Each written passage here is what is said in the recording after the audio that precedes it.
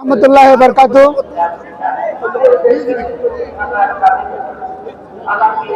আজ বাংলাদেশের আপামর জনসাধারণের বিএনপির চেয়ারপারসন আপসহীন দেশনেত্রী বেগম খালেদা জিয়ার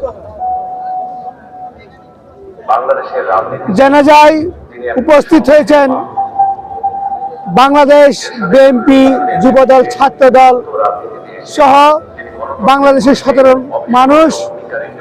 আজ আমরা ঢাকায় উপস্থিত হয়েছি জানাজায়।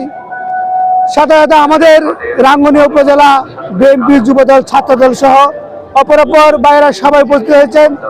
আমি উপস্থিত সবাইকে আজকে এখান থেকে বলতে চাই, আমাদের দেশনেত্রী বেগম খালেদা জিয়া জন্য সবাই দোয়া করবেন।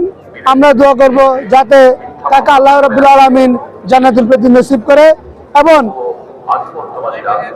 আজকে এখানে সবাইকে উপস্থিত হওয়ার জন্য আমি আমার উপজেলা ছাত্রদের পক্ষ থেকে ধন্যবাদ ও কৃতজ্ঞতা প্রকাশ করি।